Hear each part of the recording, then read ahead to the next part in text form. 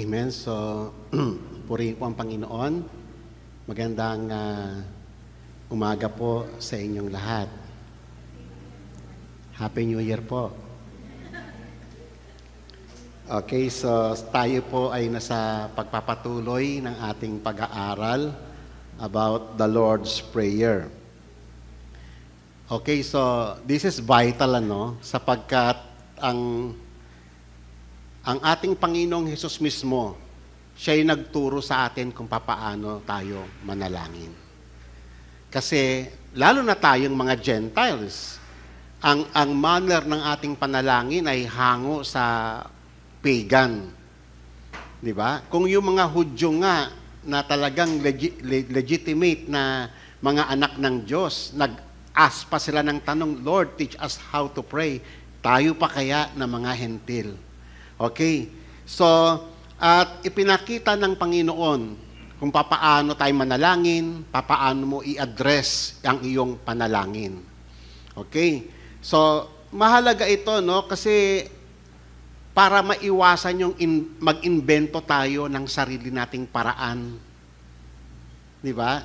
Tingnan niyo ang Roman Catholic, nag-introduce sila ng channel ng prayer, iko-course through mo kay Mary. Hindi ganon ang itinuro ng Panginoong Yesus. Sabi niya, pray in this way, Our Father in Heaven. Kasi doon, maaalala mo, pag nabanggit mo ang Diyos pala ay tatay mo, naaalala mo yung dalawang katotohanan tungkol sa panawagan niya sa atin, na tayo ay meron tayong double relationship sa ating Diyos. Una, siya ay Creator and at the same time, Father. On our side naman, naaalala mo na ikaw ay isang creatures lang at ikaw ay kanyang anak. Okay, so mahalaga yun na makita natin so that alam mo yung distinction na bagamat ikaw ay binigyan ka ng privilege na tawagin mo siyang tatay, pero you have to understand that He is God. He is a creator. He is an awesome God. Kinakatakutan siya. He is majesty, sovereign, and holy. Kaya, mahalaga yung maging maingat ka kung papaano mo i-address si God sa iyong prayer. Especially sa kita nyo ang mundo, ang pagan world, ina-address na nila ang Diyos sa, alam mo, napaka-earthly, napaka-earthbound. Naalala nyo yung si Santino, di ba? Oo, bro ang tawag niya sa Diyos, kay Jesus. Tapos naririnig mo pa, yung iba ang tawag nila sa Diyos is, dad or paps. Isipin niyo yun kung ihalin tulad mo yung Diyos na doon sa level ng tao, hindi mo po pwedeng i-address si God sa ganong mga term. Kasi yun yung mga terminology natin sa mundo, sa mga earthly fathers. Kaya nga mahalaga na maintindihan mo yung double relationships na sa Panginoon. Bagamat inari niya tayong mga anak niya, but He is God. He is an awesome God, Creator, Majesty, Sovereign Ruler over everything. And above all things, He is holy. So mahalaga na maintindihan natin yon para tuwing tayo ay mananalangin, we stand in awe of Him, in fear and in reverence. Amen. Bagamat anak ka niya, we are privileged to come into His presence, pero dapat nanginginig ka sa takot. Okay? Maging mapitagan ka. Kasi alam mo na ang buhay mo at ang hininga mo ay nasa kanya mga palad. Now, on the other hand, tayo ay tinawag niya na mga anak. It is a great privilege kasi by virtue of our relationships with Christ, tayo ay inadapt niya sa kanyang pamilya. No? Pero it doesn't mean na ikaw ay children of God, God ka na rin na equal sa kanya. So, isa yan sa mga pag-aaralan natin ngayon, na we have to know our limits. Sapagkat may mga teachings na kumakalat ngayon, even sa mga born-again Christians, yung tinatawag na little God theology. Be aware of that theology. Ano yung little God? Kasi si God, God siya, ikaw anak ka niya, you bear the same quality ng kung ano meron ng Diyos. Even yung DNA daw natin ay DNA ng Diyos. Yan ay tinuro ni Kenneth Copeland.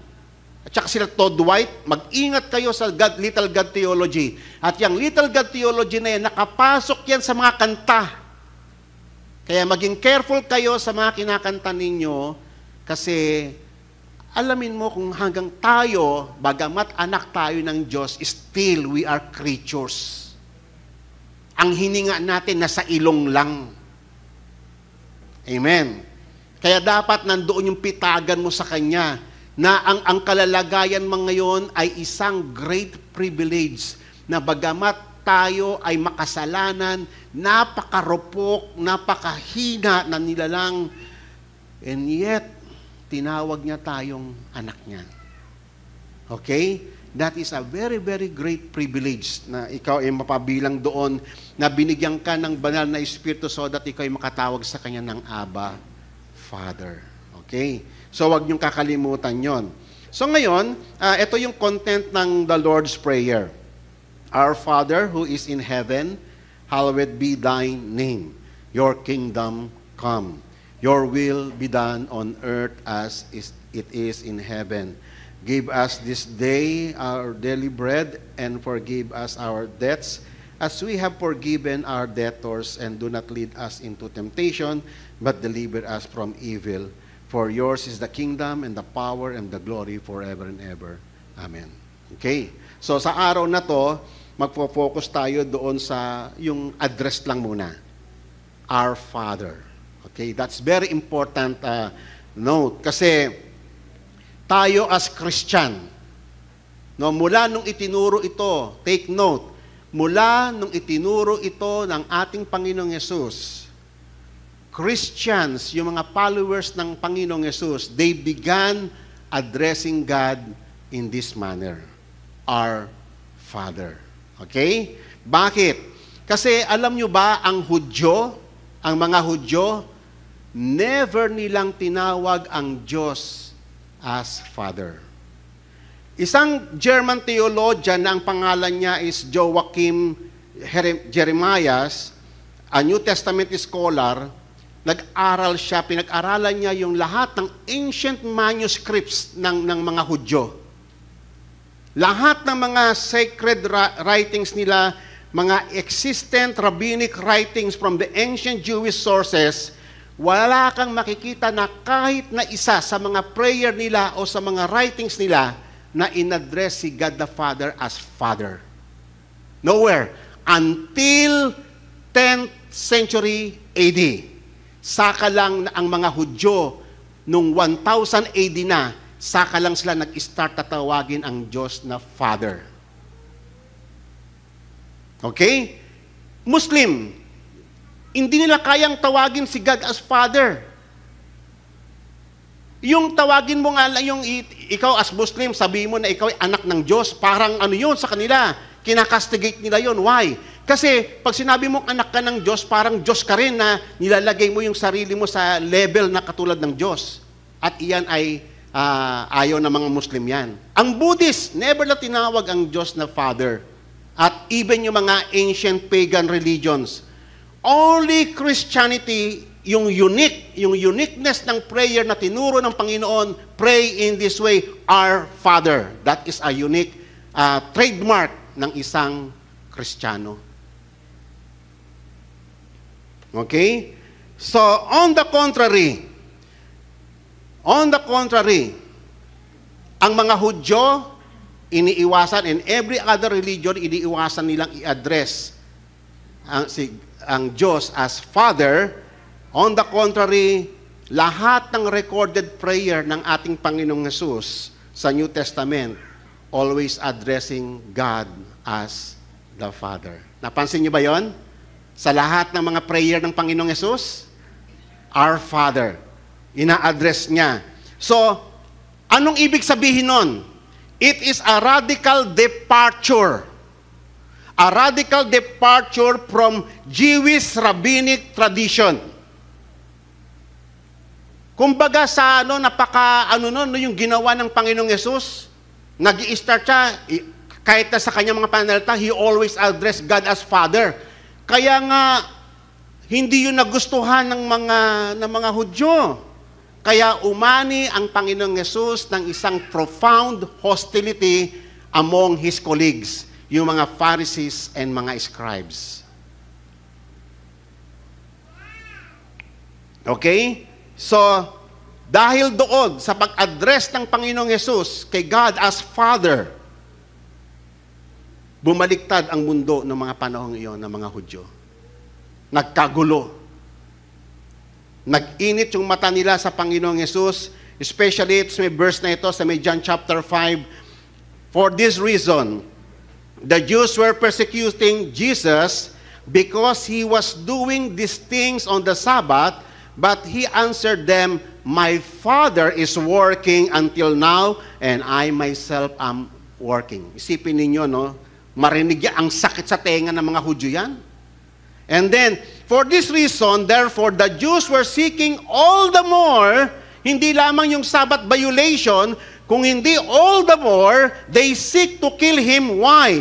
Because he has not only breaking the Sabbath, but also was calling God as his own Father, making himself equal with God. That is blasphemy para sa part ng mga Hudyo. Statement. Para bang sinasabi mo, anong tingin mo sa sarili mo, kapantay ka ng Diyos? Ay actually, yan ang talagang idea niyan. Yun ang implication nung pagtawag mo sa God the Father. Isipin mo, yung mismo na yun, yung manner na yun, itinuro ng Panginoon sa atin, papaano mo i-address ang Diyos? Our Father.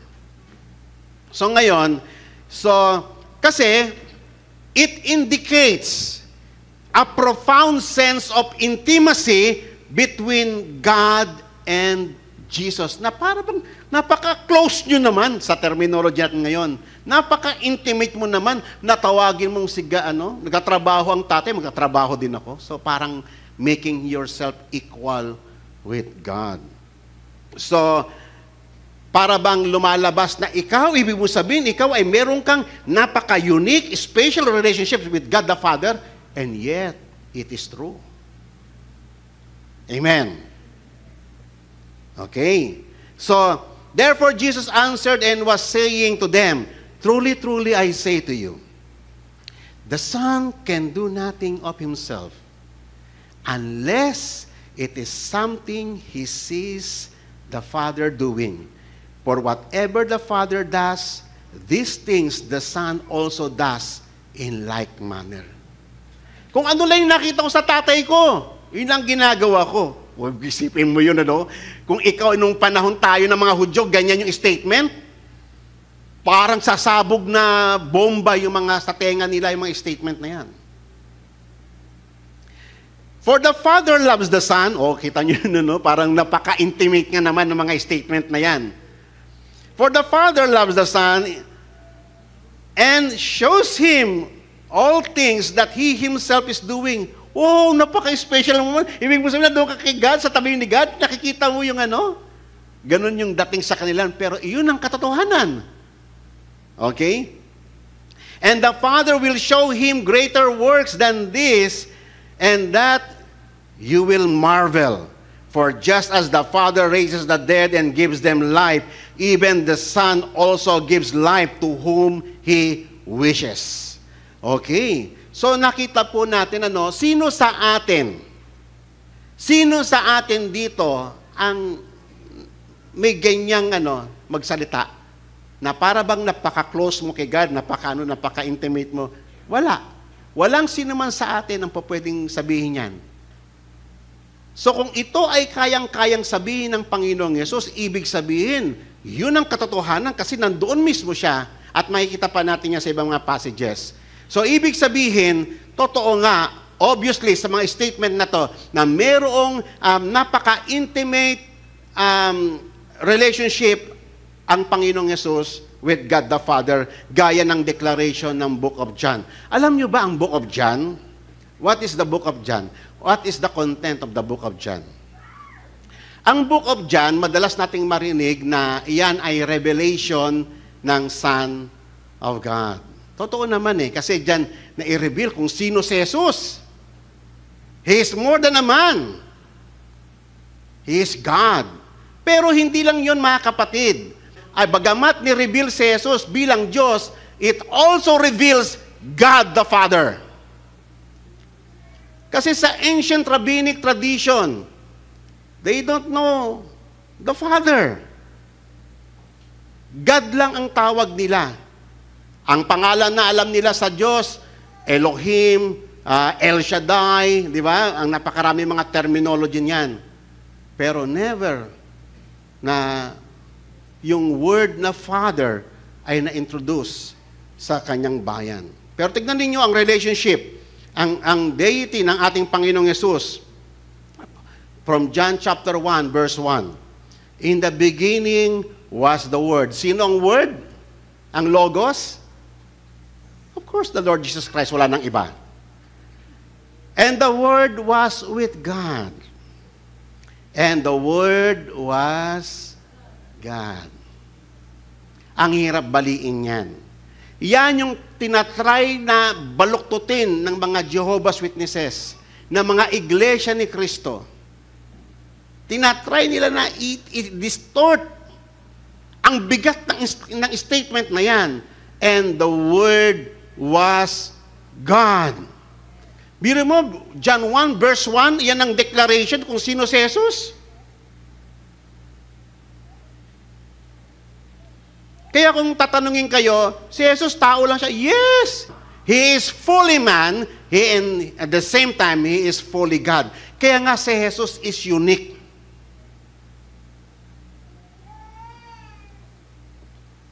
He was in the beginning with God. O yan, sasabihin ng mga iglesia ni Kristo, o kita mo may umpisa.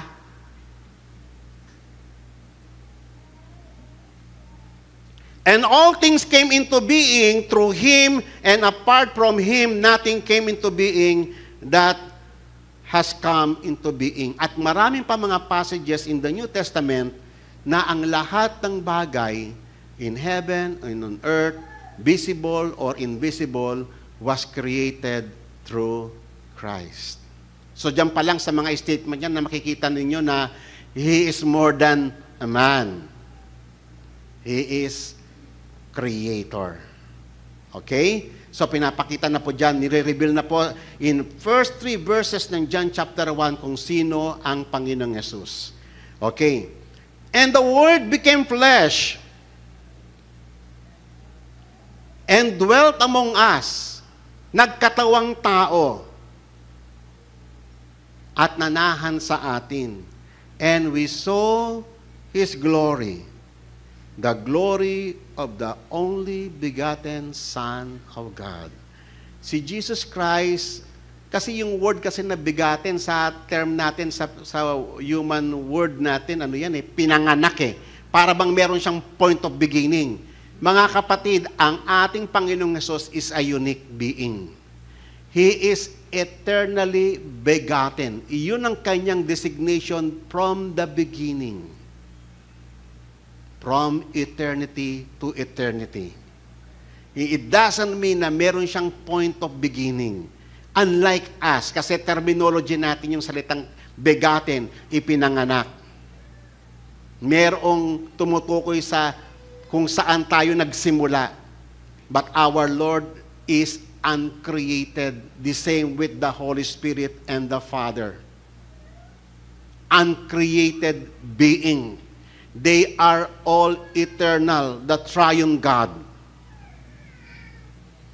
And we saw His glory, the glory of the only begotten from God, full of grace and truth.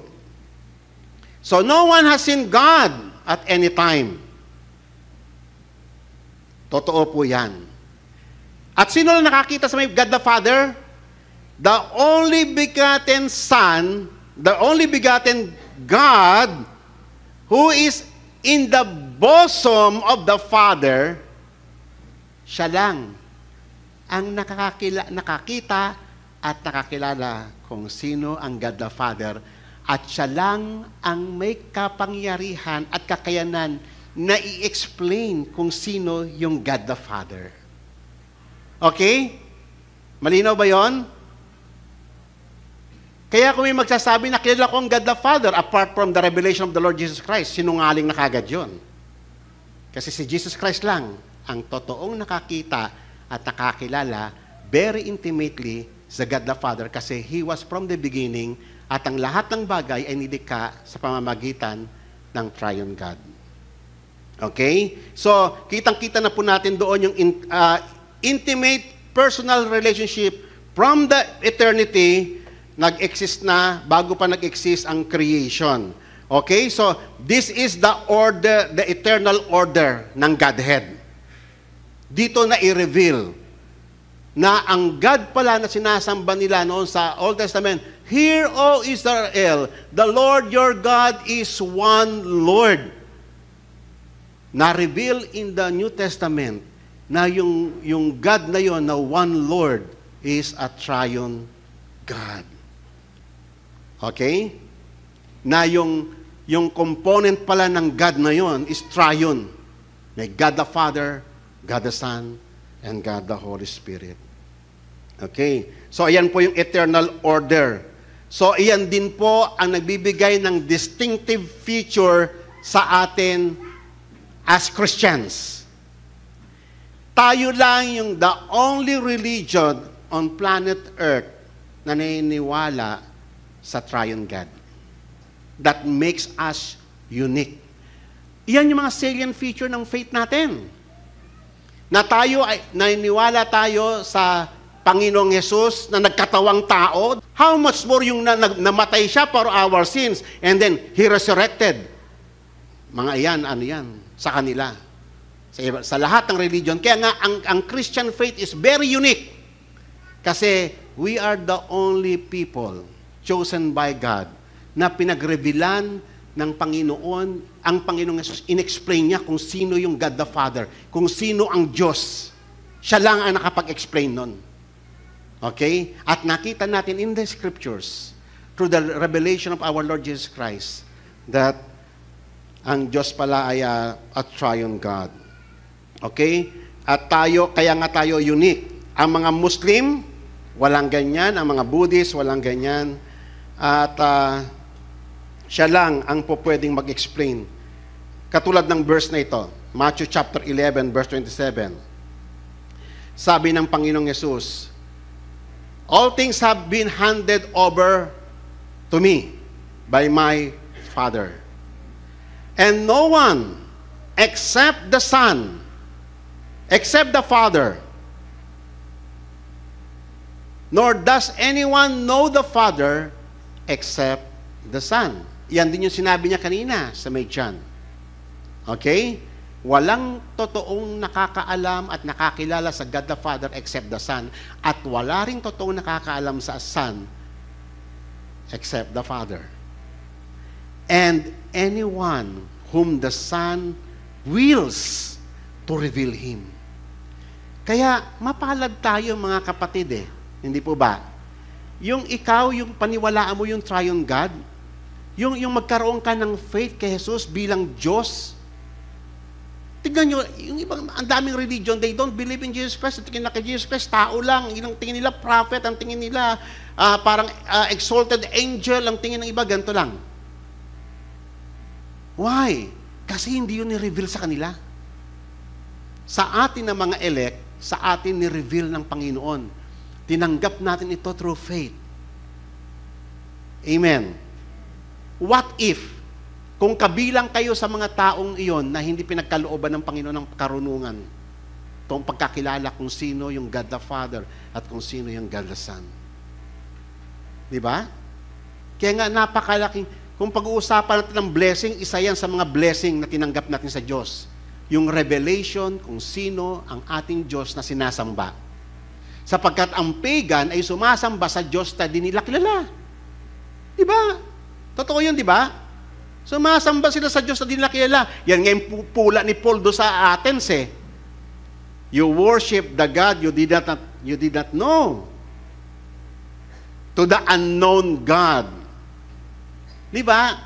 Ang mga pagan, ganyan eh. Kontento na sila na magsuong ng kamanyang o ng insenso sa mga rebulto nila, but they don't know kung sino ba yung santo ninyo. Hindi talaga nila inaalam yun. Bakit merong black Nazarene? Bakit black? Bakit merong black na Mary? Bakit may singkit na Mary? Bakit may puti, may itim na Mary? They don't inquire because of their foolishness. Pero sa atin, ni-reveal ang linaw, nakikilala mo kung sino yung Diyos na sinasamba mo. Yung understanding ay binigay ng Panginoon sa atin. Distinctively. Amen. Kita mo yung mga pagan nga, yung mga pagan mga ritual. Grabe nga yung mga nakadugyot, kadiri, talagang... And yet, ginagawa ng mga member ng ng mga pagan culture. Di ba? They believe. Kahit na hindi nila naiintindihan kung bakit. Kasi naipas ng tradisyon. For example, sa mga dito sa Pilipinas, yung mga natives, no, from na Cordillera, pag yung mga patay nila, mummified, di ba? Parang mummified na may planggaan na lang ng gano'n na tumutulo yung langis, yung mga yung patay na yun, nakaupo lang sa isang sulok. Di ba? Tapos yung paniwala nila, yung katas nun, pinapahid-pahid pa nila, minsan hinahalo pa doon sa mga iniinom na mga, pag may mga visitors. Isipin mo yun, mga bangkay, wina-worship nila. Pasalamat kayo, wala kayo doon. Pasalamat kayo, isa kayo sa pinag-revealan ng Panginoon Diyos sa tamang pananampalataya, na yung pananampalataya na yun, naiintindihan ninyo, kalakip yung pag-asa kung ano, bakit o naniniwala doon. Sila, may pag-asa ba? Wala. Basta sumusunod lang sila. Ginagawa lang nila yung ritual. Without even understanding why. Kaya malaking bagay sa faith yung knowledge. Yung faith na walang knowledge is a blind faith. Naniniwala ka lang, basta naniniwala akong ganito, pero anong basis mo? Pero iba sa atin, merong revelation. Revelation ng ating Panginoong Hesus. Siya mismo, inihayag niya ito sa atin sa pamamagitan ng Espiritu Santo na ibinigay niya sa atin. So ngayon, malinaw mga kapatid, no? Ang ating knowledge about God the Father and the Son ay hindi galing sa human understanding. It is a pure revelation from God. Tama po ba? Kasi wala nakakaalam sa God the Father. Wala nakakaalam sa God the Son. Paano natin nalaman yun? Sabi ng Panginoong Hesus, kung sino man yung nais kong pag-revealan ko. It is a pure revelation. Kaya mapalad kayo, kapatid, kung nananalig kayo. Kung na-unfold sa inyong mata, kung sino yung sinasamba natin. Kung kayo man ay merong pananalig sa Panginoong Hesus and the God the Father, mapalad kayo. Kasi kabilang kayo sa pinagpahayagan ng Panginoong Hesus. Okay? So, as a rule, no one knows the members of the Godhead until the Son of God revealed them to His people. Tama naman eh. Anong knowledge natin sa Holy Spirit? Hindi ba ang Panginoong Hesus din nag-reveal sa Holy Spirit? And that is Trinity. And that is a triune God. Ang Roman Catholic pinipilit na dagdagan pa ng fourth person. Si Mary, pinipilit nilang integrate si Mary. Pero naniniwala sa Trinity God din sila. Amen. So,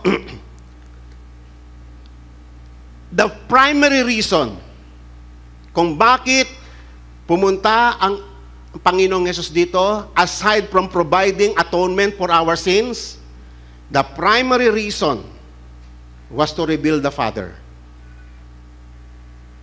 Amen. Aside from providing atonement, is to reveal the Father, who the Father really is. Okay? So, kaya nga tatandaan ninyo, dumating ang Panginoong Hesus not to represent Himself. Sabi nga sa John chapter 5. I did not come to represent myself. Sabi niya ganon. So, dumating siya as a representative of the Father to introduce the Father. So, sa lahat ng ginagawa niya, lahat ng iyon ay gawa ng God the Father. Okay? So, bagamat na ni-reveal ng Panginoong Yesus si God the Father, pero kita ninyo ang working ng Trinity God. Bagamat si Jesus ang nag-reveal kung sino ang tatay sa atin, pero hindi ka makakapunta kay Jesus kung hindi ka dadalhin ng God the Father. Amen. Nagigets ninyo? Tingnan niyo yung word. No one can come to me, sabi ng Panginoong Yesus, unless the Father sent me, draws him, and I will raise him up on the last day. Teka muna, ibig sabihin, tayo pala, no, na nandito ngayon na tinawag na nalig Jesus, hindi pala tayo yung dahil sa kagustuhan lang natin, o hindi pala yung dahil sa na-invite lang tayo ng ating kaibigan para makapakinig ng salita ng Panginoon. Amen po ba? Lahat ng iyon ay trabaho ng God the Father. Siya yung nag-initiate ng lahat ng bagay. Dinala niya tayo sa kanyang anak. At ang trabaho ng anak niya ay ipakilala kung sino yung tatay niya. Nasundan ninyo? Okay. So, no one come to me unless the Father who sent me draws him.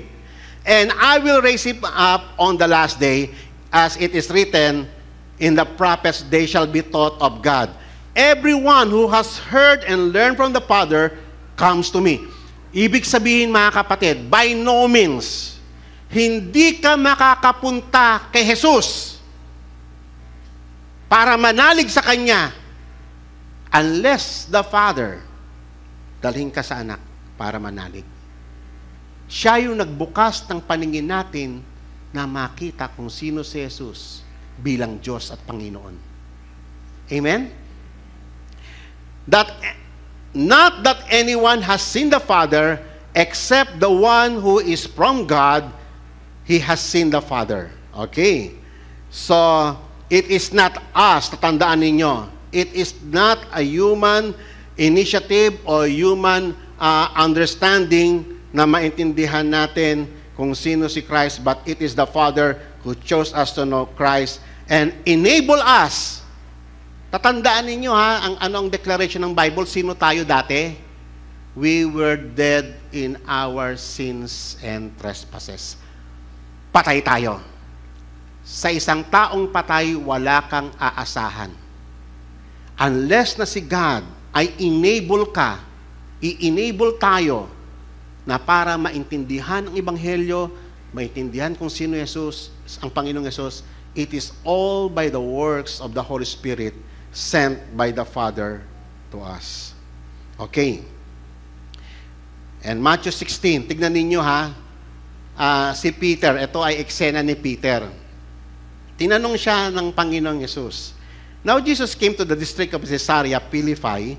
He was asking his disciple, who do people say that the Son of Man is? Ano ba yung sabi-sabi dyan kung sino yung Son of Man? Kasi ang pakilala niya, Son of Man. Hindi niya pinakilala na He is Son of God. Amen? Ang pakilala niya ay Son of Man. Pero alam niyo ba, ang Son of Man, mabigat na title yan eh. Actually, madalas niyang, mas favorite niya na gamitin yung title na Son of Man. Di ba? Kaysa yung Christ. Mahalagang title lahat yan eh. Pero favorite ng Panginoong Yesus na gamitin yung Son of Man. Actually, parang ano yan eh. Kung, if you know the scriptures sa Old Testament, makita mo kung sino ang Son of Man. Kung nabasa nyo yung Daniel, especially Daniel chapter 7, binabanggit na doon yung Son of Man eh. Yung Son of Man, from the ancient of time, humarap siya sa God the Father. Ipinakita yung scenario sa Daniel chapter 7, si God, sinet up niya yung throne niya for judgment. And then dumating yung Son of Man in the presence of the Ancient of Days, si God the Father, dumating siya para siya yung inatasan ni execute yung judgment on earth. Yun yung scenario sa Daniel 7 eh. And then, binigyan siya ng lahat ng rule, dominion. Ipinakita doon sa Daniel 7, the Son of Man. He is coming to earth as judge. Pero nakita natin nung pagpunta ng Son of Man na yon. Nung pumunta siya doon, nakita natin na dalawang phases pala yung kanyang pagpunta. Merong first coming at merong second coming. Sa first coming niya, inaccomplish niya muna yung atonement. He died. Hindi siya yung nag-act as judge. Bagamat He is appointed as judge of the world. Pero sa kanyang muling pagbabalik, the Son of Man, binabanggit din sa Revelation niya, pagbalik ng Son of Man, He will sit as a judge sa end of the days. Mabigat na title ang Son of Man. At kung yung lahat ng listener, kung naintindihan nila yung scriptures sa may Daniel, the Son of Man is the appointed judge. He is eternal from the ancient of days. Amen? Hindi po yung title dahil pinanganak siyang tao. At iyon yung common misconception about yung title niya na Son of Man. Akala natin, pag sinabing Son of God, kasi siya yung anak ng Diyos galing sa langit. Pero no, yung Son of Man ay mas mabigat na title. Ang Son of God na title ginagamit kapag doon sa every time na siya ay sinunod niya yung kalooban ng kanyang ama to provide atonement for His people. Doon ginagamit yung title niya na Son of God. Pero ang Son of Man, it is a great, great title. Kaya sabi rito, ang tanong niya, who do people say that the Son of Man is? And they said, they say John the Baptist, others Elijah, but still others Jeremiah, and others prophet. So ganyan yung mga ugong-ugong sa among the circles ng mga believers. Lito yung mga tao kung sino talaga yung Son of Man. Because they don't know the scriptures. And He said to them, ikaw, Simon, sabi niya, who do you say that I am? Sabi niya, Simon Peter, you are the Christ, the Son of the living God. At alam niyo bang sabi ng Panginoong Hesus, ang kanyang remark? Jesus said to them, blessed are you, Simon Bar-Jonah, because flesh and blood did not reveal this to you. So nakita niyo, no? Yung knowledge about kung sino ang Panginoong Hesus ay hindi nanggagaling sa tao. It is a revelation of God the Father. Ina-unfold niya kung sino yung Son of God sa atin. But my Father who is in heaven. Okay? So, tatandaan natin sino ang nagbigay sa atin ng knowledge to know Christ? God the Father, through the power of the Holy Spirit. Uulitin ko muli, lahat ng knowledge natin about God the Father and God the Son does not emanate from human mind. It is a pure revelation. It is a divine revelation. Okay, so ito na yung purpose ng pagpunta ng Panginoong Hesus. Okay, so sabi ni Peter, for Christ also died for sins once and for all, the just for the unjust, having put to death in the flesh, but made alive in the Spirit, the Father. Ano yung purpose? Bakit pumunta ang Panginoong Hesus? Aside from providing atonement, to bring us to God, to reveal the name of the Father. Amen. Okay. For it was fitting for Him from whom are all things, and through whom are all things, in bringing many sons to glory.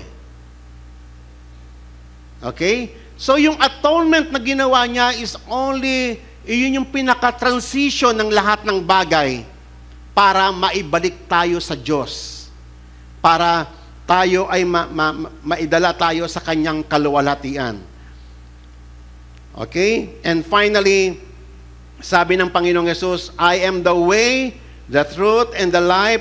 No one comes to the Father but through me. A very familiar verse na lagi nating napapakinggan. So, tatandaan po natin, the ultimate purpose of our Lord Jesus Christ, aside from atonement, is to bring us to the Father, to reveal to us who the Father really is.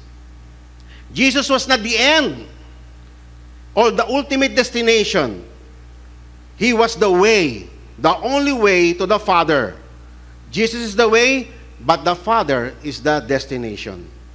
Amen. Therefore,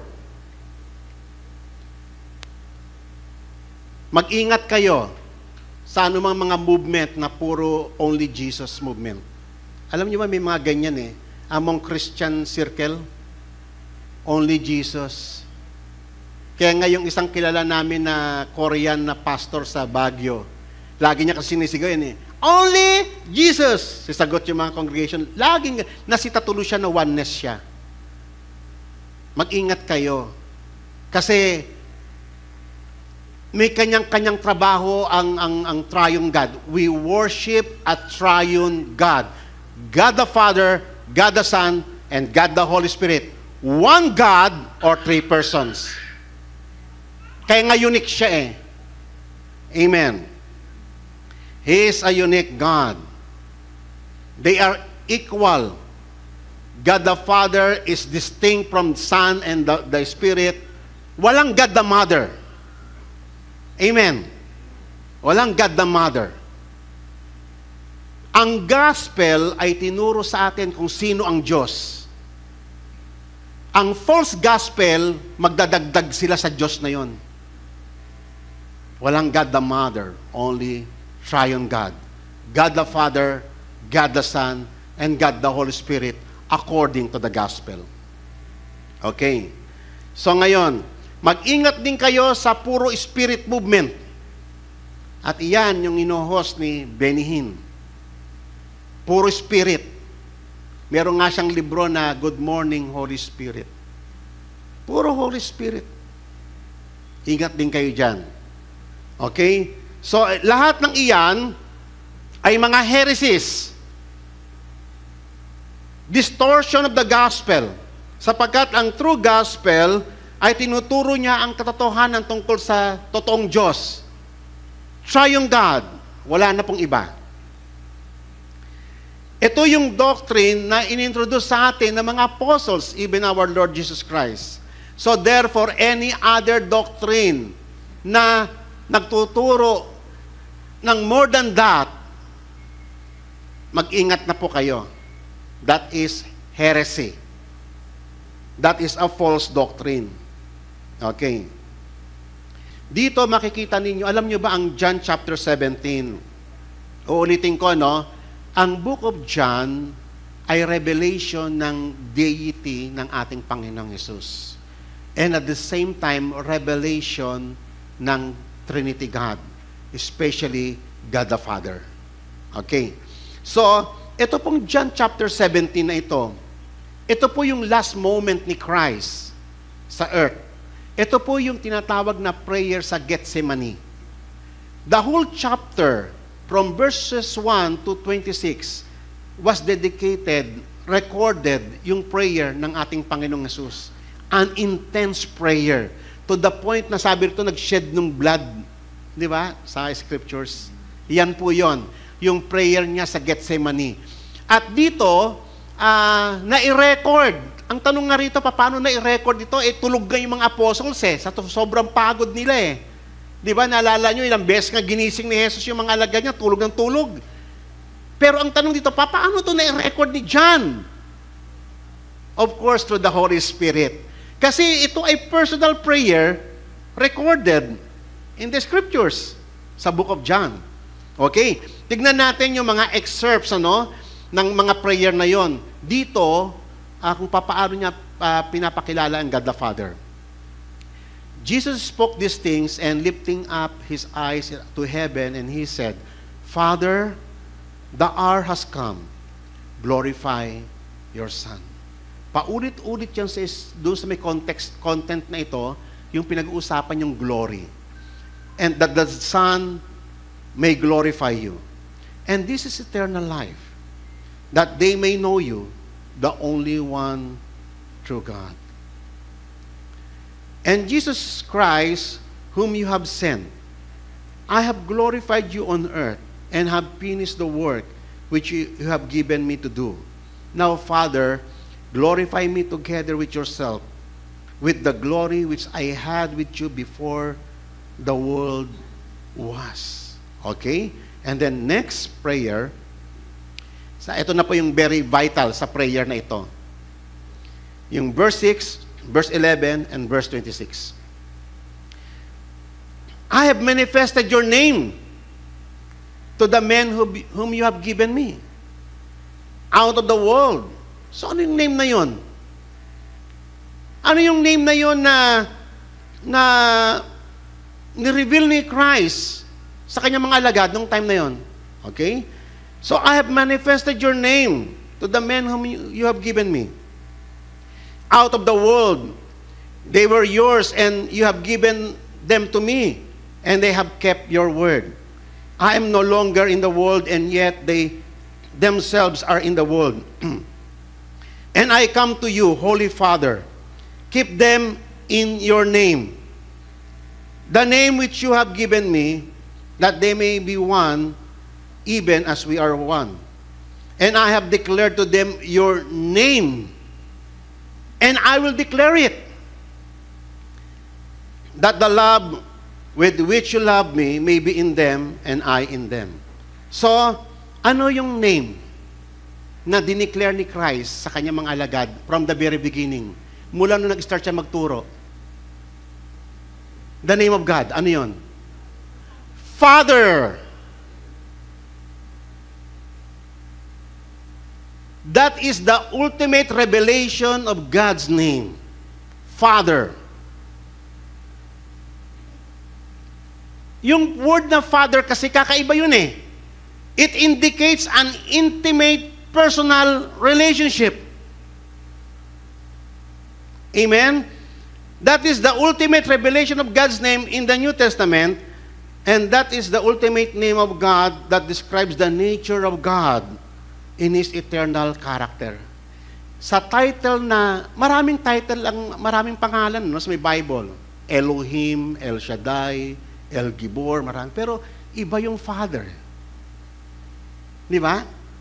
Pag sinabing Father, tayong mga tao, nakapag-reflect tayo sa human father natin. Ano ba yung trabaho ng tatay natin? Yung tatay ko, he cares for me. My father protects me. My father provides for me. My father guides me. My father teach me these things. Di ba? May tatay ka. Iba yung mga anak na lumaki na may tatay eh. They are strong. And yet, ni-reveal ni God sa New Testament through our Lord Jesus Christ. At iyan ang primary purpose ng Panginoon, to reveal the Father. This is our God. This is His name, Father. Kaya nga, when you pray, address Him this way, Our Father. Amen? Pag kayo ba nagpipray kayo ng Our Father, anong dating sa inyo? Di ba? Ever since, nung tayo naging Kristiyano, we always pray, Our Heavenly Father. Anong dating sa inyo nun? May dating ba yon? O wala? Meron bang personal na touch yung name na yun ni God sa atin? Okay? The name Father describe the nature and character of our God. Kakaibang pangalan na inintroduce ng Bible through our Lord Jesus Christ. Okay?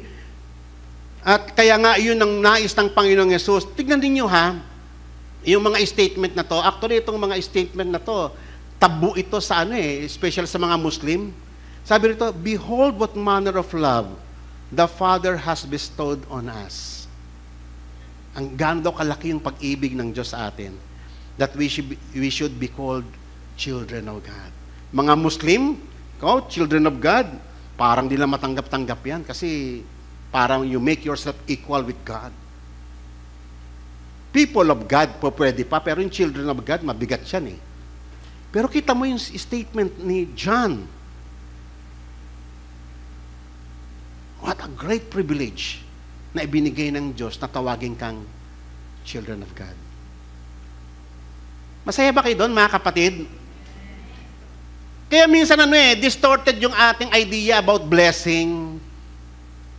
Sometimes, we equate material blessings doon sa totoong blessings na tinanggap na natin sa Diyos.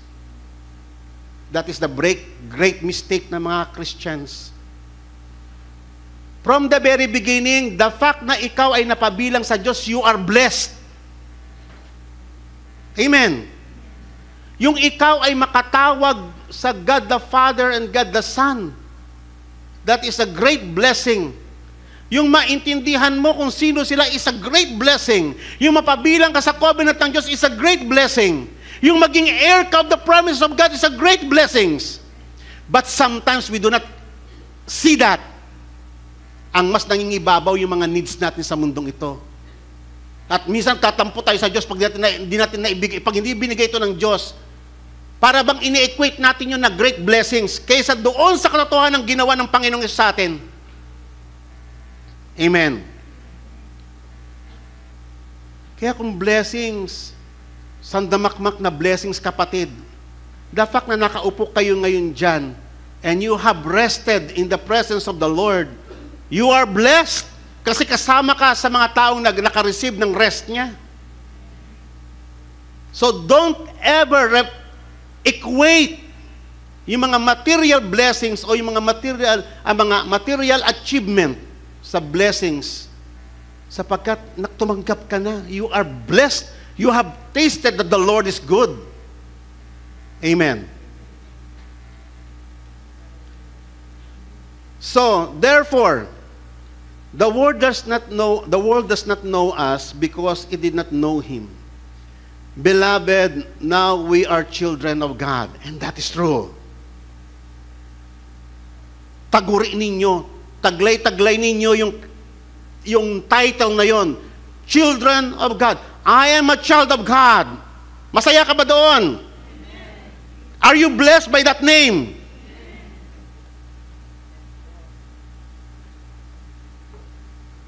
We are children of God. Bakit sino ba tayo dati? We are children of the devil.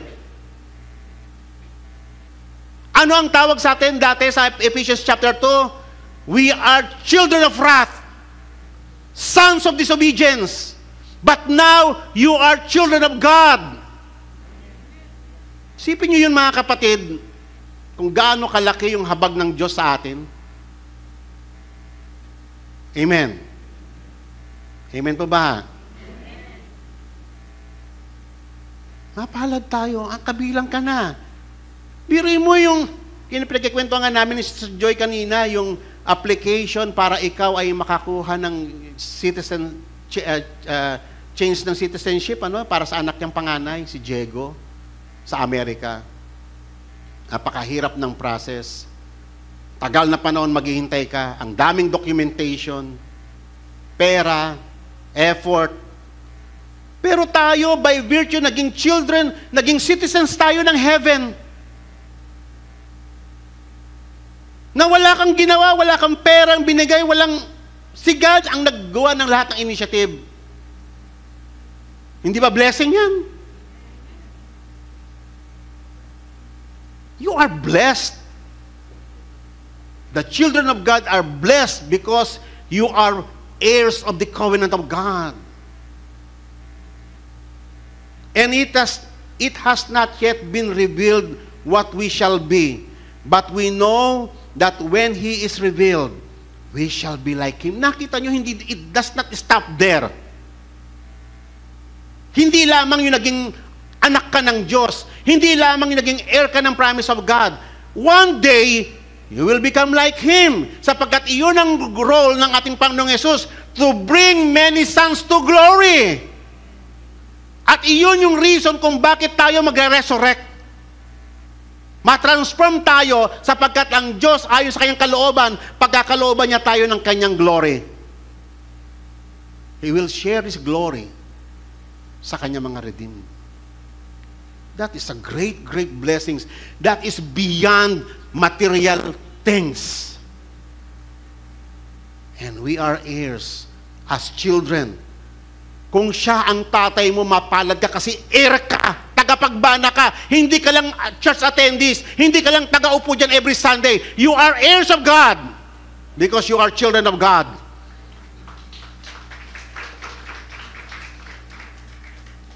Amen? Tayo minsan, we equate life sa mga frustrations natin sa mundong ito. Tama? We wallow doon sa mga petty things, sa mga bagay sa mga mundong ito. We didn't see. We shall be like Him. And this is true. For we shall see Him as He is. Isipin mo yon, makikita mo si God the Father as He is, face to face, na hindi ka mamamatay. Ngayon ba, possible ba yan? No. But you are candidate. Amen. According to the gospel, candidate ka na. Kaya nga tayo sinasanctify ng Holy Spirit. Piniprepare na tayo ng Holy Spirit for that day, for that glorious day na makita mo si God face to face. Naghihintay na lang tayo ng pagbabalik ng Panginoong Yesus. Amen. For we shall see Him as He is, and everyone who has this hope, what? Anong gagawin natin ngayon? Purify himself just as he is pure. Iyan ang ating gawin ngayon. Sa ginagawa natin sa mundong ito, don't allow yourself to be distracted ng mga bagay sa mundong ito. Hindi yan ang mga priority natin. Secondary things lang yan. Ang priority natin ay yung ma-meet natin si God face to face. Amen po ba?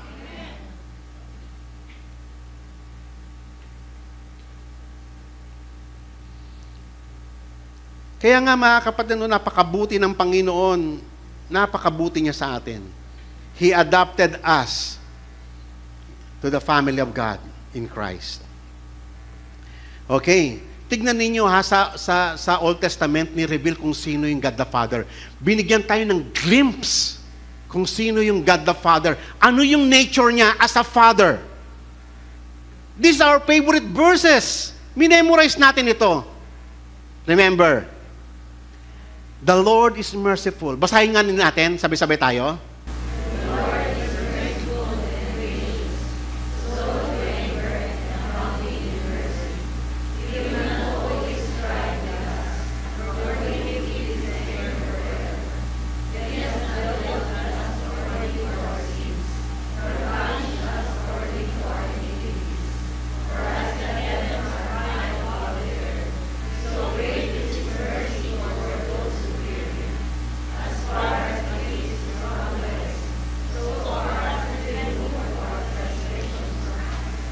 As a father pities his children, so the Lord pities those who fear Him.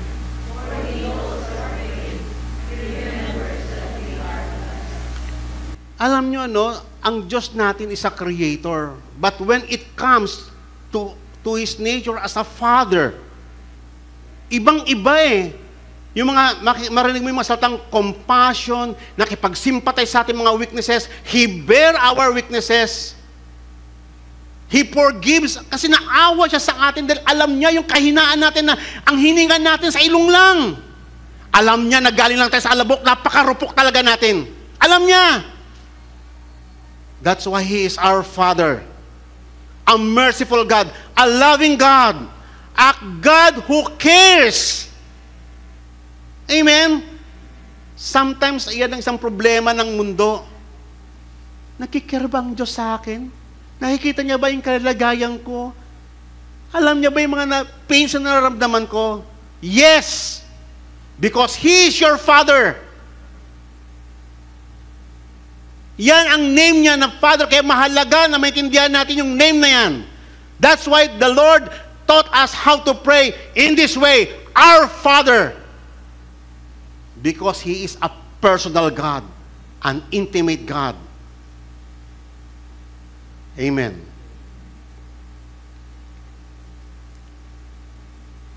Kaya nga, when you pray, Our Father, naaalala natin mga kapatid that He adopted us. But don't forget that we are also His creatures. Maging maingat tayo. Be careful how to approach Him. It must be with fear and trembling. Okay? So, sabi po ng Galatian, importante ano, bakit tayo naging anak ng Diyos? Hindi po basta-basta naging ganun yon. Kasi tayo, children of the devil tayo sabi ng scripture Pero kita ninyo, no, yung tinatawag na doctrine of adoption. Ang tayo ay naging anak ng Diyos dahil inadapt tayo ng Diyos. Una, binili niya tayo with a price. And He adopted us. Alam niyo naman yung salitang adopted, it is a legal term. Amen. It is sa atin, it is a legal document na nag-certify na ikaw ay anak na niya. Okay? But when the fullness of time came, God sent forth His Son, born of a woman, born under the law, so that He might redeem those who were under the law, that we might receive the adoption as sons.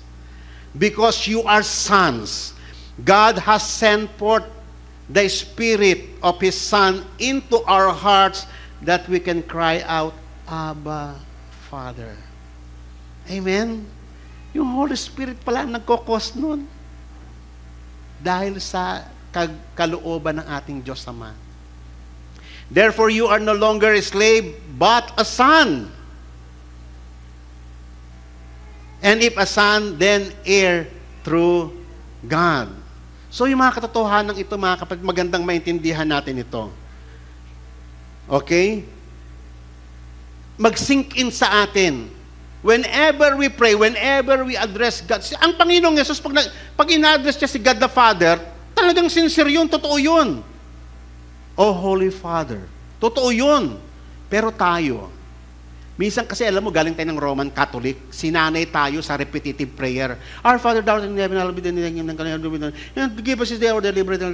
Parang ganun memorize Sometimes as Christian, dala-dala natin yung ganung manner This time when we pray, you are approaching a Heavenly Father, a merciful God. Ang Diyos na yon, yung tatay natin, nagdidisiplina siya, sabi sa Hebrews. He disciplines us. At masakit siya mamalo, sabi sa Hebrews. Amen pa ba? Pero pasalamat ka. Kasi sabi niya nga doon kung ikaw ay illegitimate child, hindi ka niya didiscipline. Parusa. Pero sa atin, discipline Kaya nagkakamali tayo. Di ba? Marami rin tayong foolishness hindi po ba? Marami rin tayong failures.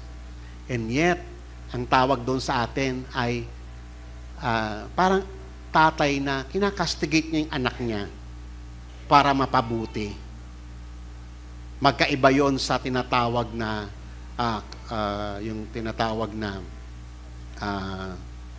damnation. Okay? Kaya mapalad tayo. And then, in Romans chapter 8, for all who are being led by the Spirit of God, these are the sons of God. Alam nyo ba, isa sa mga palatandaan na ikaw ay kinakasiyahan ng Holy Spirit, ang Holy Spirit ay mark ng iyong pagiging anak. Kaya siya nasa sayo, kaya siya sinugo ng Diyos sa atin. Kasi iyon ang nagpapatunay na tayo ay anak ng Diyos. For you have not received a spirit of slavery, leading to fear again, but you have received the spirit of adoption as sons, by which we can cry out, Abba, Father. The Spirit Himself testify with our spirit that we are children of God. Amen. Kayo ba? Convinced ba kayo na anak kayo ng Diyos? Ha? Bakit labas ilong? Kasi ang Holy Spirit nagte-testify siya eh. Si God the Father, convinced siya. God the Son, convinced siya. Ang Holy Spirit, convinced. Ikaw, convinced ka ba na anak ka ng Diyos? At alam nyo ba, dahil sa minsan tayo stable sa ating pananampalataya, doon nakakapasok ngayon si Satan. Bubulungan ka ni Satan pag nakagawa ka ng failure sa buhay mo. Oh, kita mo, isa kang loser. Wala ka, hindi ka anak ng Diyos. Wala ka ng pag-asa, hindi ka makakabalik. Di ba? Yan si Satan. Nag-ooperate siya through the power of guilt. Amen. Kaya nga, mahalaga na maintindihan ninyo kung sino tayo sa harapan ng Diyos. Sino tayo sa harapan ng Diyos? We are children of God. Sabihin nga po natin, we are children of God. And He is my Father. It is a personal address. My Father. Okay. So, hindi po biro, mga kapatid, ang mapasama ka sa pamilya ng Diyos. Pinagbayaran niya ng Panginoong Yesus. Okay. So, dito tayo magwawakas. Sabi nga sa may Ephesians chapter 3, For this cause I bow my knees unto the Father for our Lord Jesus Christ, from whom the whole family in heaven and earth, or every family in heaven and earth, derives its name. Kaya pala may mga father sa mundo. Amen? Kasi doon lahat ng fatherhood ay nanggagaling sa father na yon. Kaya nga sa atin yung tawagin mo ang Diyos na ang pagkakaiba ng Diyos tsaka ng tatay sa langit at tsaka tatay rito, we call Him Heavenly Father. Kasi yung tatay natin ito is earthly father. Di ba? Para ma-address natin siya, Heavenly Father, we thank you, we adore you, we worship you, we fear you. Okay? So lahat ng ito, kaya nga tayo, tignan nyo yung structure ng Trinity God. May God the Father, may God the Son. Yun, di ba ang structure ng family? Amen? Kasi lahat ng family galing sa Diyos eh. Kaya kung kukuha rin lang kayo ng idea what is a family? Ano ba yung role ng father? Balik ka sa pag-aralan mo kung sino yung God the Father. Paano anak? That is God the Son. They are the pattern of the creation. Amen. Sapagkat ang lahat ng bagay ginawa sa pamamagitan nila in the likeness of Him. Okay? So tatandaan po natin, ang fatherhood does not begin on earth, but from heaven, from eternity. Fatherhood is eternally with God. It did not begin with time. It did not begin with human history. It began in eternity. I pray meron tayong natutunan sa araw na to. May natutunan po ba tayo? Siguro ngayon, pag magpe-pray na tayo, mas may dating na. Amen? Mas meron ng touch yung pag-pray natin kay God na Heavenly Father. Okay, so tayo pong lahat ay tumayo. Hallelujah. Bago po tayo mag-start manalangin, mga kapatid, tayo po ay magkaroon ng short na may clean panalangin, individually, silently. Magkaroon tayo ng short prayer about repentance. Sige po, mga kapatid.